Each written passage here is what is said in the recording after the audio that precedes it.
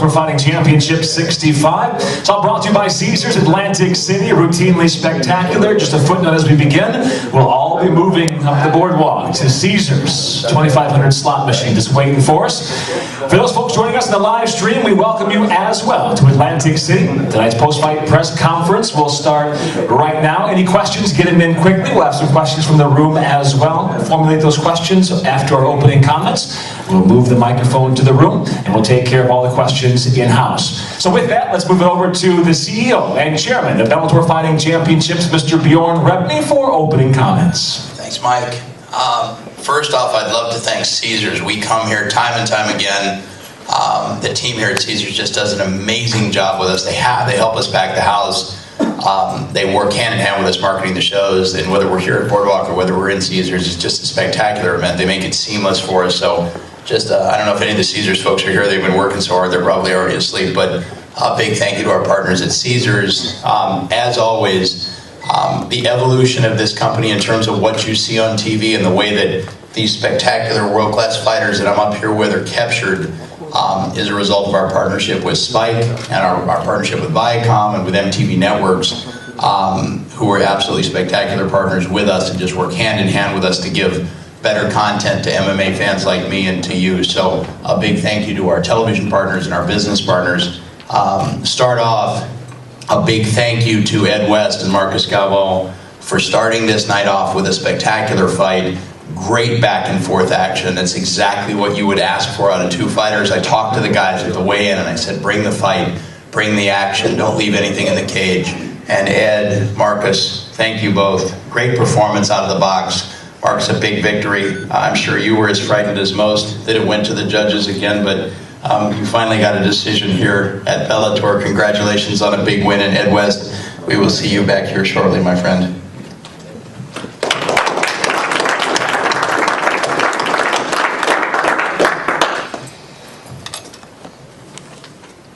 Estou muito feliz hoje, cara. Passei um momento difícil na minha vida, perdi minha mãe, mas isso, cara, só me fortaleceu. E hoje foi um dia que muita gente não sabe, mas eu tava lutando aí com muita pressão. Peguei um lutador que é um cara duro, inteligente, mas graças a Deus deu tudo certo, descarreguei todo aquele peso que eu tinha nas costas e agora bola pra frente e pra segunda luta.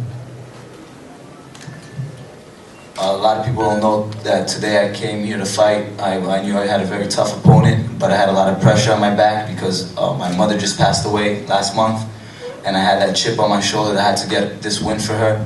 So I'm just glad that everything worked out in my favor. Ed West is a great opponent, and just looking forward to the next fight.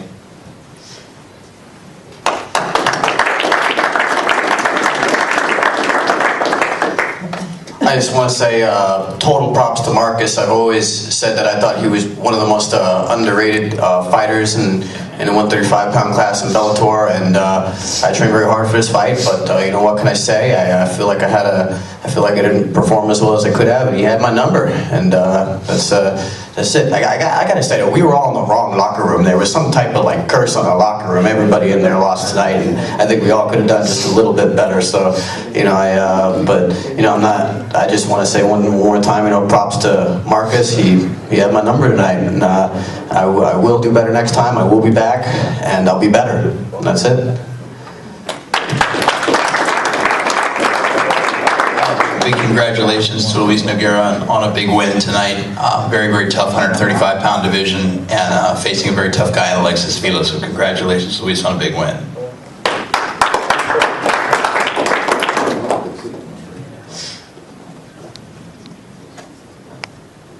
Eu só tenho que agradecer o Bellator por ter me dado mais uma oportunidade, ter colocado um oponente do jeito que eu gosto de lutar, um cara que anda pra frente, entendeu?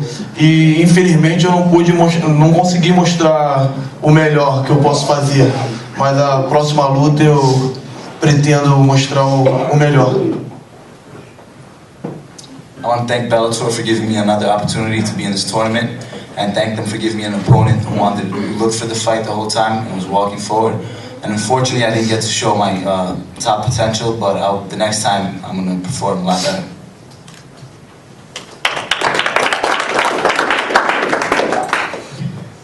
Buenas. Thank you to Bellator to give me the opportunity to be in the tournament. I really disappointed for my fight today, but this is MMA, anything can happen. But it's a great fight with Nogueira too, so I respect that. So I was thinking that it was my decision, but this happens in MMA when you leave it to decision. So I try to do it better next time.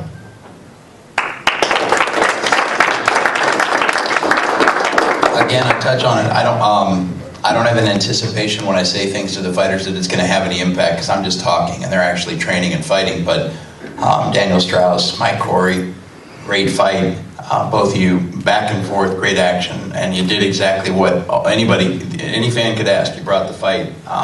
Daniel, I would say, my mom always says to me, I mentioned it to you in the locker room, sometimes tragedy brings out the best in us, and sometimes tragedy brings out the worst in us. And I know you've been dealing with a horrible situation over the last week, but obviously you were able to use that as a rallying cry to bring back Daniel Strauss, who's just a dominant 145-pounder with all kinds of tools in the game. So congratulations on a big victory tonight, making your way into the second final of our 145-pound division, where you'll face Marlon Sandro coming up in about a month, right back here in Atlantic City.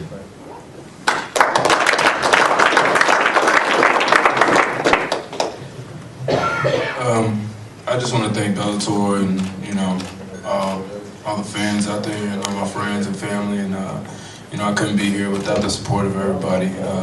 It's been a really rough week, and I've just really had to strap my boots on and just stay focused. You know what I mean? Mike Corey was somebody that really had me headstrong, man, and it was really tough going in there to fight him, and it's, what can I say? Mike Corey's a really tough dude, and it was a pleasure to fight him, and I'm definitely a pleasure to get to the next round. So thank you.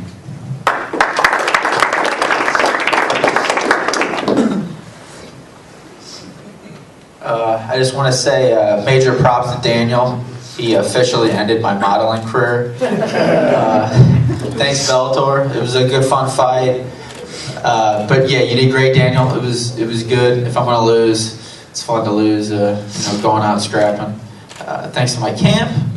Thanks again to Bellator and Atlantic City. It's pretty awesome. The boardwalk is great. It's a lot better than Jersey Shore. And just thanks everybody. Thanks a lot.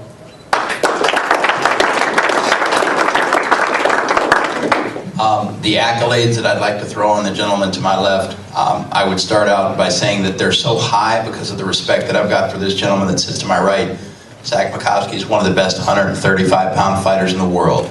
On anybody's list, I think he belongs in the top 5 or the top 6. He's got just a wide variety of skills and has a huge talent in every facet of the game of mixed martial arts. He's a student of the game. And for Eduardo Dantas to put on the kind of performance that he put on tonight, where he was dominant in every facet of the game, I've got to bring myself down to earth a little bit, but I'll say it, I think he is, if not the best, surely one of the best 135-pound fighters on earth.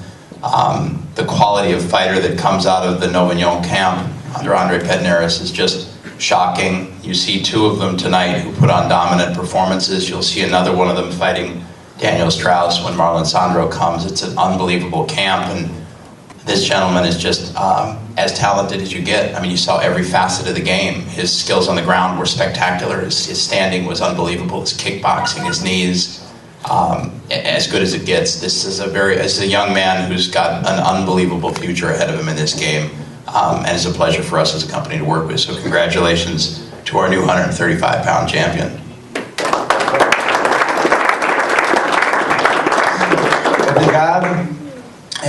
Acabei de realizar um sonho, que é ser campeão do Bellator, detentor do cinturão.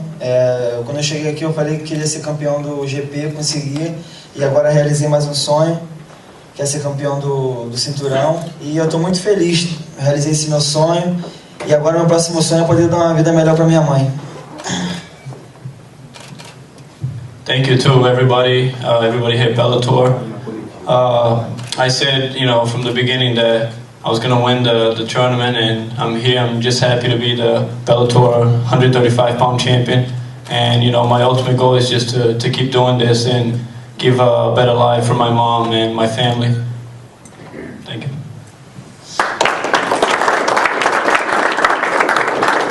I'd just like to thank Bellator and Bjorn for being able to fight on a stage like this, close to my hometown, main event against an unbelievable opponent in Eduardo Dantes. Congratulations to him. He fought phenomenal. I don't think it was my best performance, but I think he obviously had a lot to do with that. I think he did a really good job controlling the distance. I felt like I couldn't get close with any strikes, and then that wouldn't lead me into being able to set up kind of any more of my takedowns. And he's super well-rounded. He's from a phenomenal team, and I think he's going to be a great champion. So congratulations, Eduardo. Thank you.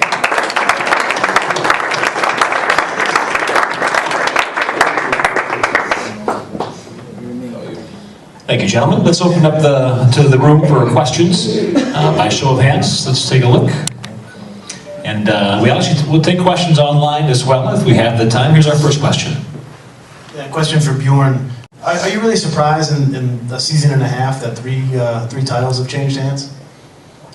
No, I haven't. I mean, I think that I think format-wise, when you set up a format that is completely and utterly objective in nature, and when you just give fighters an opportunity to fight and do nothing but win to move forward, you have very little control over when those titles do and don't change hands. The best is going to rise to the top, and they're going to fight the best, and then you're going to have a victor. And all of the other factors that can come into that decision-making process are eliminated. So I think that will probably be the norm as opposed to the anomaly at this organization, because it's just the depth of these tournaments. I mean, you ask a guy who performed brilliantly like an Ed West down at the end of the table what the difference in the qualitative level of this 35 tournament versus the first one that he and Zach fought in. It's just gotten deeper and deeper and deeper. I mean, I literally think to my right and left, you're looking at two of the best 135-pounders on earth. And then if you look at our 55 division and our 45 division, it's got the same kind of depth. So it doesn't surprise me. I think you're going to see a lot of that. It's why you typically don't see teams in the NFL win Super Bowls repetitively. It's the best just rises to the top, and objectively a determination's made as to who's really the best. Bjorn, thank you. Our next question.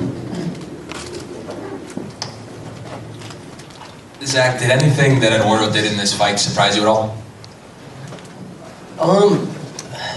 Not especially. I mean, I think he did kind of what I thought he was going to do. I thought he was going to, kind of sit back and use his distance, throw his right kick and his right knee a lot. And the only thing that surprised me is that I wasn't able to close the distance and really land anything. I thought it'd be maybe a little bit faster, but every time I really wanted to engage, he was out of there, and I just felt like I couldn't get started. But he did a great job at keeping me at his distance. So, Zach, thank you. Let's check the room again for any questions. All right, sir. I got a question for Mike. It was a really good, pretty close competitive fight. You two were really grappling hard on the cage. Something I expected, but it seemed like, especially in the first round and into the second, his boxing really made the difference. And I was wondering, is that what you expected? Did he surprise you with how good his hands were? And I mean, do you feel like you've made the right adjustments, or is there something you could have done more in that respect? Yeah, I trained a lot for fighting a southpaw. His speed and reach kind of screwed with me. My goal was just to keep it close, like stay in the pocket and all that. What could I have done differently? Like going into that third, I thought it was close, and it was, I had two choices. Okay, do I either work hard for this takedown, or do I just stay in the pocket and try to throw? And I tried, the latter. And what are you gonna do? It was fun. It was cool. He was great. It was a good fight. It was cool.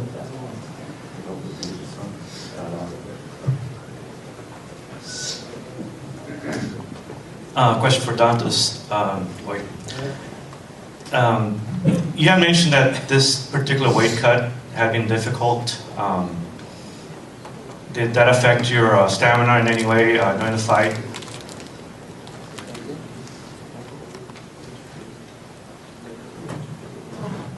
Acho que não. Fiquei um pouco debilitado antes da luta. Fiquei 80 minutos dentro da banheira para perder o peso, perdi 2,2 kg, mas eu acho que minha recuperação foi ótima e meu desempenho foi o melhor possível. I don't think it affected me too much. The last few pounds was about 4 pounds. I spent 30 minutes in the bathtub, and you're a little weak, but I regained my stamina and I felt great in there, so it didn't affect me that much. And you said you were able to call your mom in Brazil or talk to your family. Could you describe the reaction back home? Liguei sim. Liguei para a primeira pessoa que eu liguei foi minha mãe, que estava em casa muito ansiosa, e acho que foi o melhor presente que eu dei para ela hoje. Yeah, I called my mom in Brazil and she was really anxious and it was probably the biggest gift that I could give her, and they were very proud and very happy. And for Marcos, we had talked in the past about the decisions that you've had that didn't go your way, and this time around, you seemed a lot hungrier. Now, was this a change you did in your training, or was it perhaps you inspired by your own mother, or a combination of factors, or was it just the fact that you don't trust fights going to the judges anymore? Então, na verdade, eu passei por tudo isso, né? Ano passado, então eu botei na minha cabeça que hoje em dia eu só vou lutar para frente, vou lutar para finalizar ou nocautear, entendeu? E o que me deu mais força para essa luta foi minha mãe. Eu sei que minha mãe não está aqui na terra, está lá no céu, mas está me dando mau apoio. Tem orgulho de mim.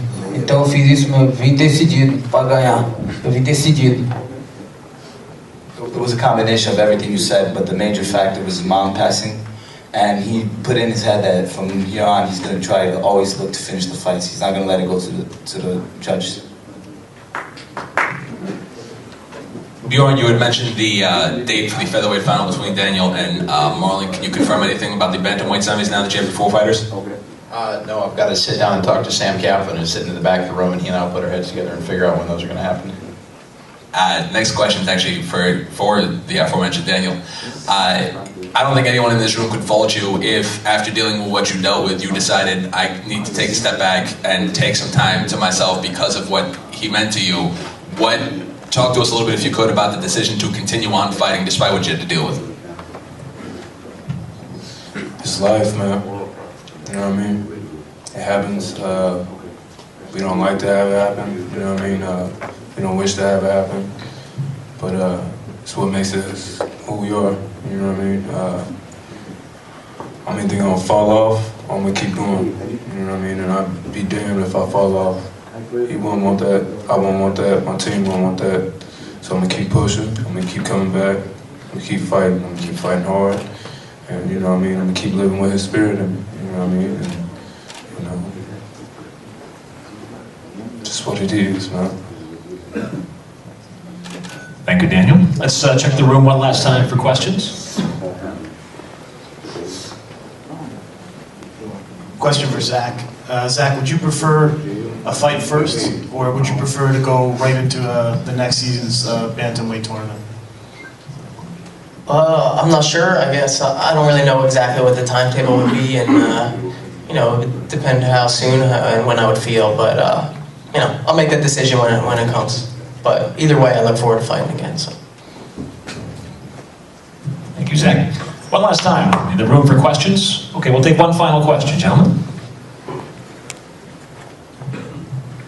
Yeah, Zach, when you were in that final sequence with the choke, you didn't tap. Did it ever enter into your mind to do so, or were you just going to ride it out, or what went through your head? I mean, I wasn't thinking like, all right, I'm stuck, I'm going to go to sleep, I'm not going to tap. I was just fighting and trying to escape, and then I woke up, so that's how it happens. Zach, thank you. All right, let's take it back to Bjorn Rebney for closing comments. Thanks, Mike. Again, big thank you to Caesars, to our partners at Spike and Viacom, and a huge congratulations to our new 135-pound champion, Eduardo Dantas, on a great performance. And for those in the room, if you there you go, put your hands together for the fighters tonight here at Bellator 65. For those that have joined us online, we thank you for joining us here at Caesars Atlantic City. Every week, Friday nights, same start time, 7 o'clock Central, 8 o'clock Eastern time. Bellator.com for more details. We'll see you next week at Bellator 66. Thanks, everybody.